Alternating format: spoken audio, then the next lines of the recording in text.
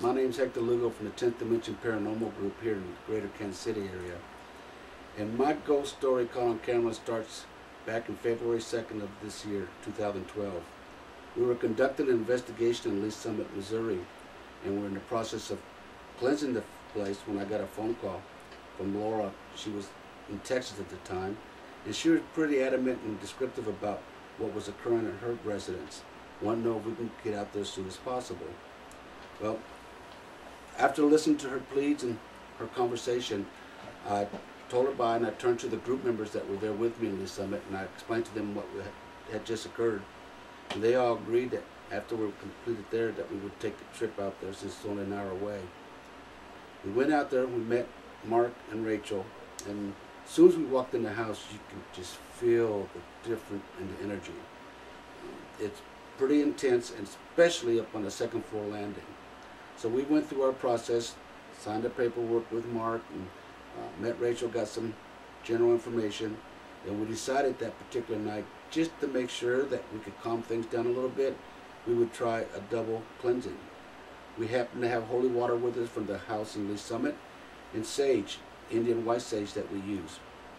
Not knowing what type of entities we're dealing with, we decided to do both.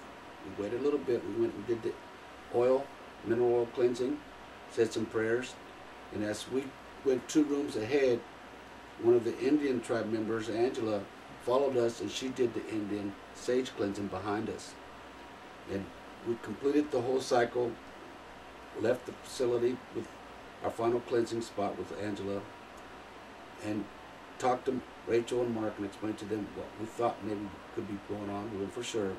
The information we gathered from them was the possibility of a poltergeist.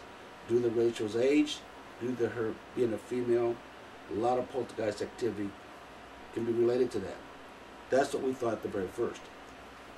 A couple of days later, we checked on Rachel, and she said the activity calmed down for just like 24 hours, but it had picked up. And it was just as tough as ever, if not more. So we decided that following week that we would come out and meet with them and find out more information. Except this time we brought different team members. We have some very sensitive individuals, so we decided to bring them out.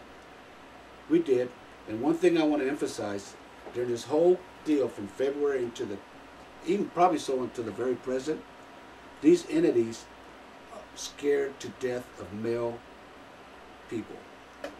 But a female, it would attack in a heartbeat. And the reason I say that is not only was it attacking Rachel, and Laura was picking up on it, but 3 of our members, female members, physically got attacked while there. Liana got grabbed by the throat up on the second floor landing, and she is very, very sensitive, and she knew right away what to do and fought it off, but she came down and told me right away what just happened.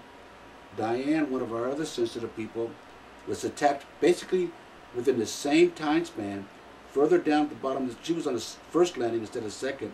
She was attacked there, and she was so severely attacked that she ended up going to see a doctor in the hospital, and they did all kinds of tests because her heart was pacing so much. And the other time was with Pam. Pam was sitting down by the monitor checking things out, and she felt something grab her, and she fought it off. So this particular entity or entities, the 2 that we were concerned about, what we as Indians refer to as shapeshifter and the elemental, seemed to be in cahoots, working to dominate what was happening in that house. The other spirits, which were many, were just there for whatever reason, whether they brought them from the cemetery or whether they belonged to the grounds. We know that one was a grandma. We try to protect her as much as possible, so we tell her to go somewhere else. However, these 2 entities we were going to deal with, and that was our main objective, was to deal with them. So after we did that particular cleansing, and we did another sage cleansing with a Wiccan approach to it. That's when Diane, who's Wiccan, went in and she did her sage cleansing. Then we found out that that didn't work too well, so we went to a 7-day candle cleansing. And the object of that was to give us the upper hand, to eliminate, process elimination, get rid of some of these minor spirits, get them out of the way so that they wouldn't be just us tripping over them. So to the 7-day candle, hopefully we got rid of all the minor spirits, the ones that weren't as strong and as aggressive as the 2. If we could get just the 2, then we had a better chance of dealing with this a little more successfully. We did that for 7 days, and that seemed to work somewhat to the extent of getting rid of the minor spirits, but the other two didn't phase a bit. So we got together and we made some phone calls. We contacted 3 different Indian tribes: Cherokee, Potawatomi, and Tiano. And we talked to different people and obtained different prayers, went through the whole ritual ceremony, how it should be done, got our colors together, got our elemental sections together, we got the altar all set up, and we practiced a couple times before we went out there. We wanted to make sure this was done right. It was the first time that we're aware of where 3 different tribes got together to address something as powerful as a shapeshifter and an elemental. But anyway, we went out there and we explained to Laura and we explained to the whole household what our intent was and how this was going to work. And we had Joe, which is the honorary member of the 10th Dimension, come out as a special guest because he had helped Laura trying to deal with his elemental in particular. He couldn't help with the shapeshifter, but the elemental, he tried to explain to Rachel how it could possibly be addressed. So he was a special guest. We went out there. We set up the altar. We spent a good hour getting everything set up. And the whole time we got video going. We have audio going. And the first hour we got absolutely nothing. Smoke was going all over. We've got a fan in the window. Nothing. No orb, nothing. The second we started the ceremony and came in, hand in hand, we got orbs coming in, we got a mist coming in, we got what they refer to as, we refer to as ectoplasm, but you can see on the camera there's figures, bars, lines that come in 3 or 4 at a time, right into our altar. Upstairs, you're going to see a video of an incredible progression where we walk in as Indian members to do a cleansing in the location where the master bedroom's at, where it has the attic. We went in there, and as we're coming out and going down the stairs, you can see behind us a mist, a thick mist going in with 2 or 3 huge orbs going into that room. And about 30 seconds later, they come out and follow us downstairs.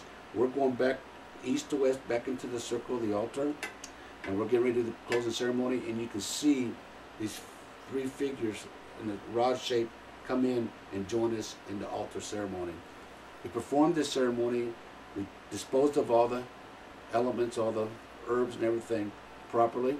We went out to the pond out back, and they escorted us out there. We got that on picture. And that was the final time we've been out there.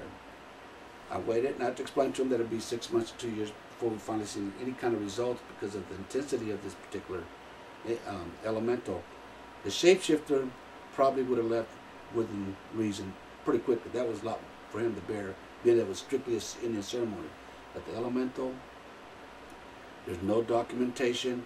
There is nothing to our knowledge or anybody that we contacted had any idea how to deal with this particular entity. The Indians dealt with it when they were doing this years ago, and that's the best resource we could find. As of this day, we contacted Rachel and Laurie about a couple weeks ago. It's been 6 months, and they said things were better, but they were still active. So the elemental comes and goes depending, I guess, on the. And I'm thinking when they're telling this to me, seems like when it's going to be heavy weather, electrical storms, or a heavy downpour, a big change in outside element, it seems to activate it and brings it in. So there may be a pattern that's forming there that we can deal with and address with if need be in the future.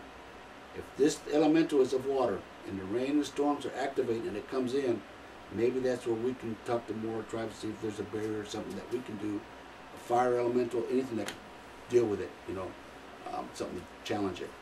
Anyway, to this day, we're still having some activity, but hopefully we calmed it down enough where they can survive and live there and take control of the place.